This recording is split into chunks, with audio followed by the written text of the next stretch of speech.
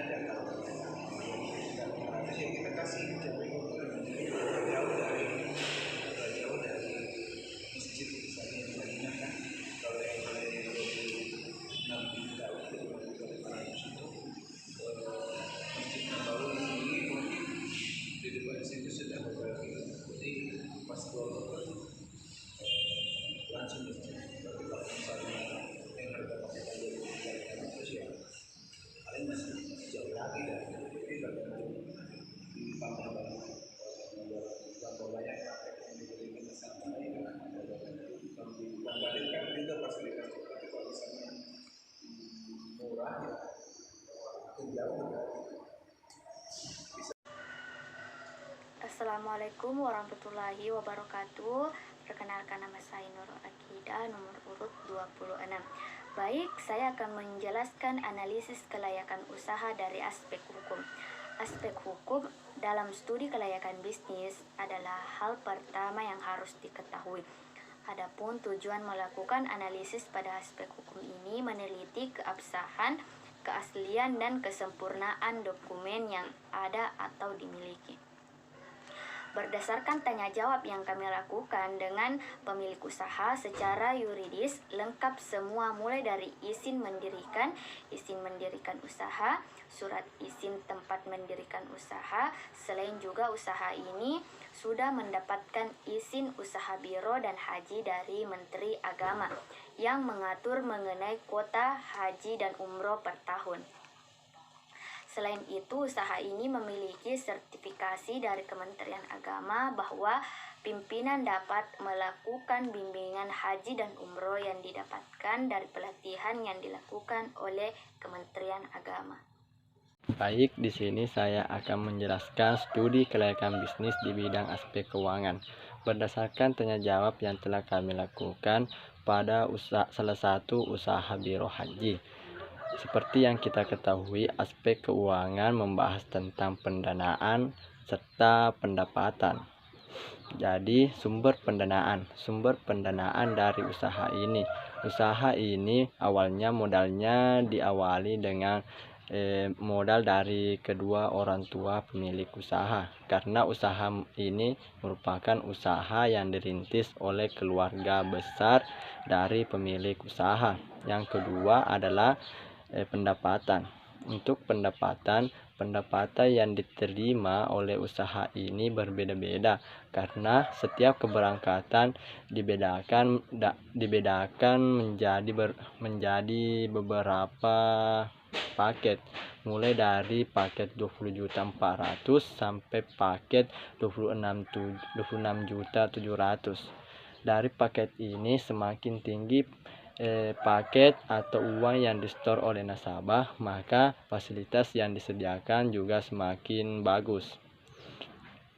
Untuk pendapatan dari usaha ini, pemilik usaha tidak menyebutkan nominal jumlah pendapatan yang didapatkan oleh usaha dari berbagai paket tersebut, tapi pemilik usaha mengatakan untuk mengetahui pendapatan yang didapatkan oleh usaha ini dilakukan dengan cara mengurangi paket atau uang yang disetor oleh nasabah dengan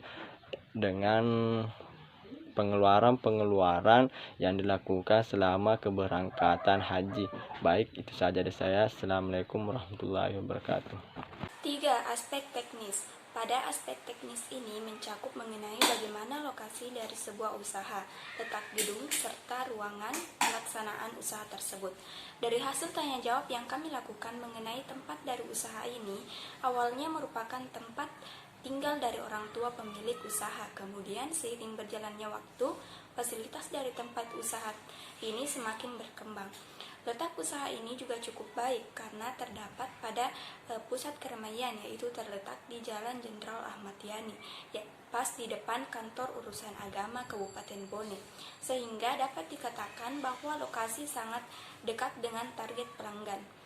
Gedung ini dilengkapi dengan aula sebagai tempat sosialisasi jamaah yang terletak di lantai 2 yang dilengkapi dengan fasilitas seperti AC dan kipas angin sehingga menciptakan kenyamanan bagi jemaahnya. Keempat, aspek ekonomi dan budaya.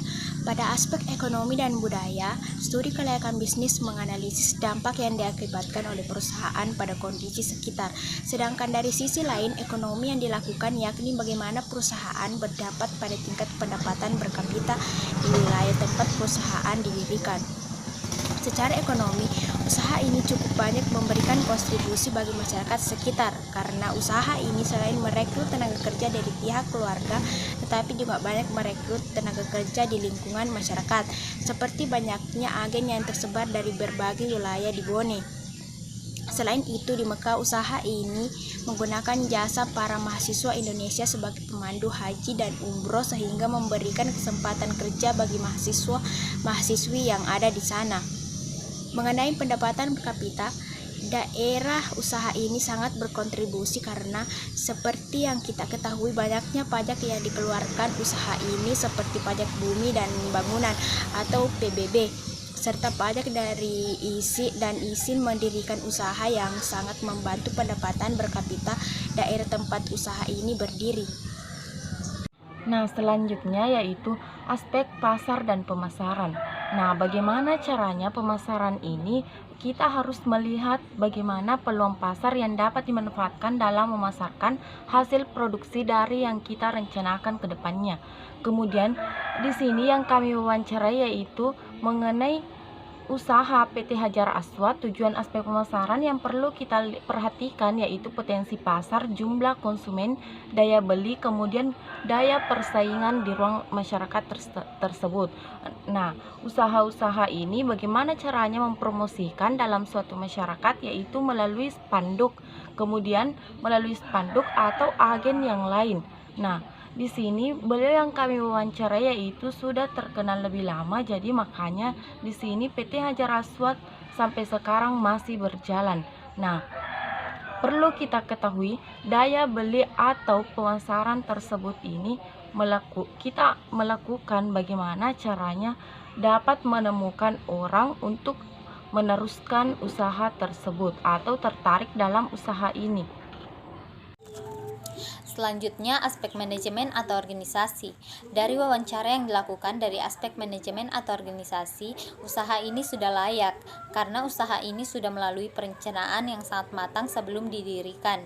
Selain keorganisasian, usaha ini sangat jelas di mana terdapat pemimpin atau pemilik usaha. Selain itu, pegawai dari usaha ini terdiri dari 2 negara. Selain negara Indonesia, juga terdapat pegawai dari Arab Saudi yang bertindak mengurus jamaah haji ketika berada di Mekah maupun di Madinah. Assalamualaikum warahmatullahi wabarakatuh. Perkenalkan, nama saya Adi Aspira. Di sini saya akan menjelaskan tentang aspek dampak lingkungan studi kelayakan bisnis PT Hajar Aswad Bone. Dari segi lingkungan, usaha ini tidak menimbulkan pencemaran bagi lingkungan karena seperti yang kita ketahui, usaha ini berbeda dengan usaha-usaha industri yang lainnya yang dapat menimbulkan limbah yang dapat mencemari lingkungan. Usaha ini hanya menghasilkan limbah keluarga seperti botol, kemasan, dan lain sebagainya. Usaha ini hanya menghasilkan limbah serta keperluan yang diperlukan sehari-hari seperti kertas dan lainnya. Tetapi pihak usaha sudah menyediakan tempat sampah di berbagai sudut. Mungkin itu saja dari dampak aspek lingkungan. Terima kasih. Wassalamualaikum warahmatullahi wabarakatuh.